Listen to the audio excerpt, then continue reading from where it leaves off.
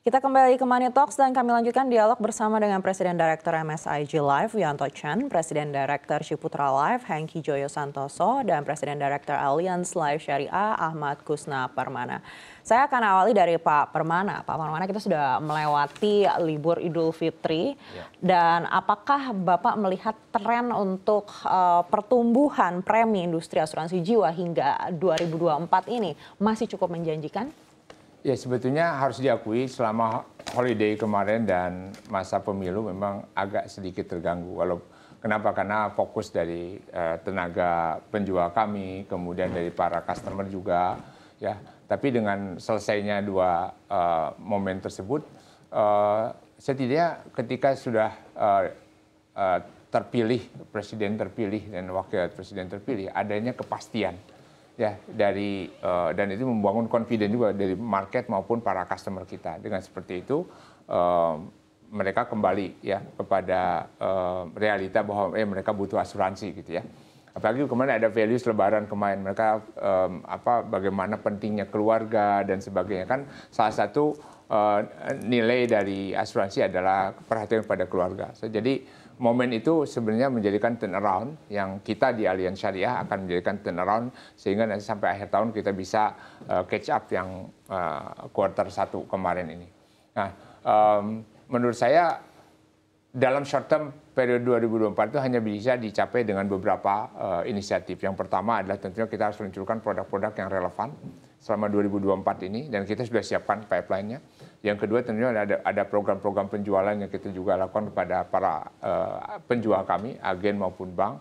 Dan yang ketiga ada juga taktika promo yang kita lakukan langsung kepada para customer. Jadi 2024 ini menurut saya confidence-nya karena masa pemilu sudah selesai, presiden sudah terpilih, ada peluang kita untuk bisa membangun performa lebih bagus lagi di kuartal 2, 3, 4 nanti.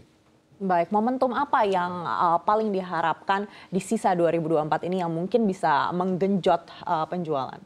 Biasanya momentum customer ketika di tengah tahun dan akhir tahun itu adalah momentum berdasarkan data historical itu adalah momentum di mana customer mendapatkan income lebih dan mereka juga ada allocate kepada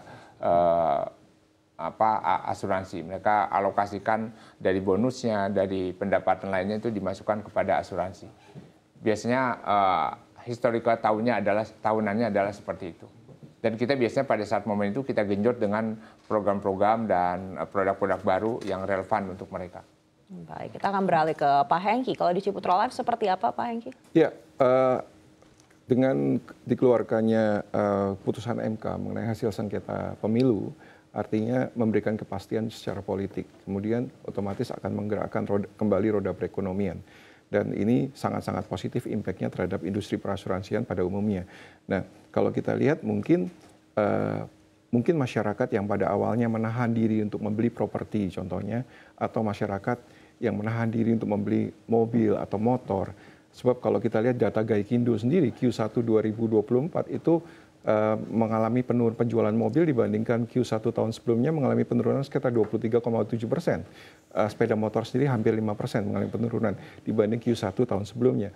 Kembali mungkin mereka dengan kepastian yang lebih pasti dengan dikeluarkannya hasil sengketa pemilu dan sudah diumumkan definitif presiden dan wakil presiden kita, maka otomatis akan memberikan kepastian sehingga mereka bisa melanjutkan untuk membeli properti atau membeli mobil atau motor. Dan apalagi dengan masih adanya insentif PPNDTP 100% sampai dengan untuk properti, untuk penjualan properti sampai dengan akhir Juni dan kemudian 50% sampai dengan dari Juli sampai dengan Desember. Ini tentunya sangat-sangat positif. Ditambah lagi mungkin dengan semakin pastinya kondisi politik dan bergeraknya ekonomi, tadinya mungkin pengusaha yang menahan diri untuk melakukan ekspansi bisa melakukan ekspansi usahanya. Dan ini tentunya berimpak sangat-sangat positif karena pengusaha yang ekspansi pasti akan ada rekrutmen baru dari sisi karyawan maupun dari sisi pengembangan proyek-proyek mereka sehingga membutuhkan asuransi jiwa dan kesehatan untuk karyawannya dan membutuhkan asuransi umum untuk dari sisi perlindungan aset maupun proyek-proyek yang mereka kembangkan. Baik, tapi apakah menurut Bapak pertumbuhan premi di 2024 ini akan lebih tinggi daripada di 2023? Ya, memang kalau kita lihat dari sisi asuransi jiwa sendiri, kalau kita lihat penerimaan premi, pendapatan premi perusahaan asuransi jiwa secara keseluruhan pada akhir tahun 2023 dibandingkan 2022 mengalami penurunan sekitar 8%. Dan ini merupakan 2 tahun berturut-turut penurunan sejak 2022 maupun 2023. Memang tantangannya adalah bagaimana kita kembali meningkatkan pendapatan premi dari sisi terutama untuk asuransi jiwa. Memang beberapa hal yang menjadi tantangan di luar asuransi kesehatan ya. Tentunya contohnya misalnya isu-isu di asuransi jiwa. Mungkin ya kita semua tahu isu mengenai beberapa perusahaan asuransi yang mengalami gagal bayar, kemudian isu mengenai penjualan produk PAID atau unit link. Tetapi kan OJK sendiri dan bersama-sama dengan kami pelaku industri asuransi sudah melakukan beberapa hal untuk memperbaiki hal tersebut. Jadi kita tentunya berharap dengan kepastian politik yang sudah lebih pasti di tahun 2024 ini dengan terpilihnya presiden dan wakil presiden yang baru tentunya akan meningkatkan pertumbuhan ekonomi yang lebih baik dan juga penerimaan premi yang lebih baik dari perusahaan industri asuransi terutama asuransi jiwa pada umumnya. Baik, kita beralih ke Pak Wiyanto. Pak Wiyanto, seiring juga yang disampaikan Pak Hengki tadi terkait dengan banyaknya isu-isu di asuransi jiwa, apakah dampaknya masih dirasakan oleh MSIG hingga sekarang? Saya pikir dampak paling utama tentunya adalah shifting daripada produk unit link ke tradisional. Karena kita melihat dua tahun terakhir ini memang tidak ada grow dan itu sebenarnya didorong oleh penurunan daripada produk-produk unit link. Kalau dari kami sendiri, kalau melihat tahun 2024 ini, kita sangat melihatnya dengan cautiously ya, dengan hati-hati karena kita tahu ekonomi Indonesia sangat rentan terhadap geopolitik yang terjadi dan ekonomi global. Karena kita lihat akhir ini kurs dolar udah 16.200 akibat imbas dari geopolitik dan suku bunga di Amerika. Jadi line bisnis kita itu ada dua, satu adalah retail, kemudian kedua adalah komersial. Kalau dari retail kita melihat pertumbuhannya seharusnya dengan transisi pemerintahan yang baik, struktur ekonomi Indonesia yang sudah cukup kuat, kita berharap impact dari geopolitik itu tidak terlalu besar sehingga akan memberikan kontribusi kepada pertumbuhan sektor retail. Di sektor komersial, group insurance itu tentunya juga sangat bergantung kepada pendapatan daripada perusahaan-perusahaan kita ya yang saya melihat ada dua ini yang diuntungkan dengan kondisi geopolitik maupun yang tidak diuntungkan. Ada industri yang untung karena kurs, ada industri yang dirugikan karena kurs. Tapi secara umum saya akan melihat bahwa industri ini akan recover karena didorong oleh pertumbuhan yang berkesinambungan dari traditional product ditambah recovery daripada PAID itu sendiri. Karena 2 tahun terakhir itu PAID betul-betul mengalami fase di mana banyak hampir beberapa perusahaan melakukan produk baru sehingga agak vakum di market. Jadi udah di bottom. Mudah-mudahan itu akan mengkontribusi sehingga akan naik tapi very cautious.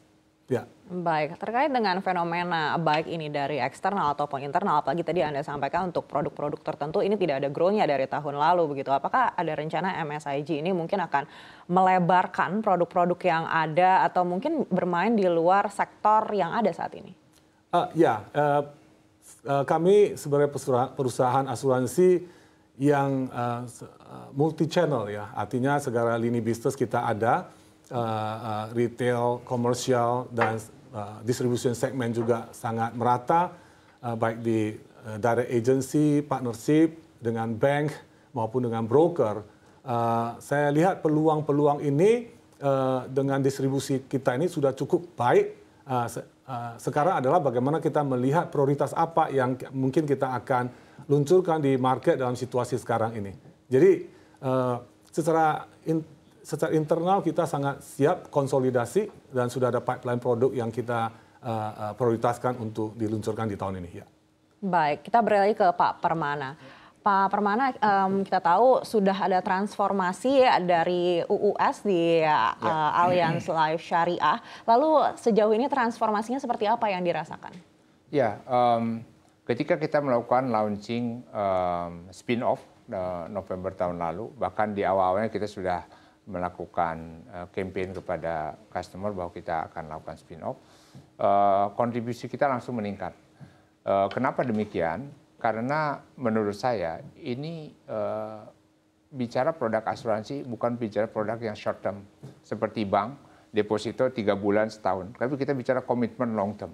Kita bicara 20 tahun, 30 tahun ke depan. Jadi ketika kita komit di syariah, kemudian kita keluarkan produk-produk syariah, customer mempunyai confidence bahwa oke, ini bisnis syariahnya Allianz itu punya komitmen yang lebih dibandingkan dengan yang lain. Sehingga kita langsung melonjak dari asalnya share kita kepada induk itu hanya sekitar 17%, kita melonjak jadi 25%. Tahun kemarin kita, alhamdulillah kita take over menjadi asuransi syariah terbesar di Indonesia saat ini ya, insya Allah. Nah, sebetulnya kepada customer dengan menunjukkan kita serius di bisnis syariah ini dengan melakukan spin-off itu memberikan confidence. Itu yang kami jual, ada 2 yang kami jual. Yang pertama adalah komitmen kita kepada syariah. Yang kedua tentunya kita jual Allianz secara global sebagai asuransi terbesar di dunia dengan experience seperti itu kita jual. Sehingga adanya peace of mind kepada mereka. Termasuk kepada syariah juga. Nah sebenarnya yang ketiga yang kita akan luncurkan karena masih banyak sekali low hanging fruitnya di asuransi syariah ini. Produk-produk yang syariah unik. Misalnya kita baru luncurkan kemarin ada asuransi syariah dengan wakaf misalnya. Ya, dengan waris di dalamnya, ya, atau asuransi dengan target rencana haji misalnya. Nah, banyak sekali produk-produk yang kita akan luncurkan ke depan, yang sehingga kita tidak hanya hadir sekedar mengcopy produk konvensional saja. Ada segmen-segmen syariah yang kita mau tap secara serius dengan menawarkan produk-produk yang syariah unik. Ya, begitu juga kita punya frontliners yang mereka maunya dedicated untuk jualan syariah saja. Nah, dengan cara seperti itu, tapi kita juga tidak menutup bahwa syariah juga produknya universal. Jadi orang boleh membuat tabungan rencana, namanya produknya Allianz Tasbih, tapi dia bisa pakai juga untuk wisata dan sebagainya. So, jadi kita tidak melepas yang target universal segmennya, tapi kita juga siapkan produk-produk yang syariah unik untuk syariah segmen. Itu yang kita lakukan sehingga kita, alhamdulillah setelah kita jadi full pledge, kita meningkat cukup signifikan. Baik, kita beralih ke Pak Hengki. Pak Hengki, seperti apa rencana kolaborasi ke depannya dengan induk usaha Ciputra? Ya, memang kita dari Ciputra Life sendiri sebagai anak usaha daripada Ciputra Group maupun Tunas Group, memang dari awal kita melakukan kolaborasi yang sangat baik dengan parent company kita. Maka itu kita juga masuk pertama kali ke produk asuransi jiwa kredit karena memang induk usaha kita adalah induk properti, sehingga kita mengcover nasabah-nasabah yang melakukan pembelian properti awalnya memang dari di induk usaha kita. Kemudian kita bekerjasama secara total sekarang mungkin hampir 20 bank dan perusahaan pembiayaan, sehingga sekarang kita melebarkan sayap tidak hanya mengcover dari nasabah-nasabah yang membeli properti di Ciputra atau membeli mobil melalui Tunas, tetapi juga nasabah-nasabah yang membeli properti di developer-developer lain pun kita sudah masuk ke arah situ. Jadi sekarang mungkin kontribusi dari grup sendiri, walaupun kontribusinya secara amount terus meningkat, tetapi secara persentase semakin menurun karena kita sudah masuk ke segmen-segmen di luar grup juga. Baik, untuk Pak Wiyanto bagaimana rencana kolaborasi dengan induk usaha MSIG di Jepang? Pemegang saham utama kami adalah MSAD Group dari Jepang dengan komposisi saham 80% dan SMMA 12,5% sebagai partner lokal. Tentunya ini lebih merupakan subsidiary yang salah satu yang terbesar dari grup. Ya, dan di life insurance ini saya pikir tahun ini merupakan tahun yang kuat setelah kita melalui tantangan-tantangan dari tahun sebelumnya. Dan seperti yang saya tadi katakan bahwa selain kita juga multi distribusi, artinya komitmen kita untuk masuk ke segala segmen pasar, kita juga memperhatikan sekarang antara produk-produk proteksi, asuransi maupun yang tipe-tipe seperti produk endowment dan saving yang sekarang sangat diminati di luar produk kesehatan. Dan kalau kita lihat produk kesehatan itu sesuatu yang terus naik dikala premi asuransi itu flat. Ya, kalau dari sisi tradisional dan unit link, saya pikir kita sekarang sudah sangat balance antara tradisional dan unit link. Sehingga dengan distribusi yang kuat, dengan multi segmen yang kita punya sekarang ini, dan pertumbuhan ekonomi yang baik, saya pikir ini akan menjadi salah satu kontributor yang baik untuk grup. Terima kasih. Baik, masih banyak yang ingin kami tanyakan, tapi sayang waktu kami sudah sangat terbatas sekali. Sekali lagi terima kasih Pak Wiyanto Chan selaku Presiden Direktur MSIG Life, lalu Presiden Direktur Ciputra Life Pak Ahmad K. Permana, dan juga Presiden Direktur Allianz Life Syariah Bapak Hengki Joyo Santoso. Maaf, maksud kami Pak Ahmad Kusna Permana selaku Presiden Direktur Allianz Life Syariah, dan juga Pak Hengki Joyo Santoso, Presiden Direktur Ciputra Life sudah bersama kami di Money Talks kali ini. Terima kasih. Terima kasih.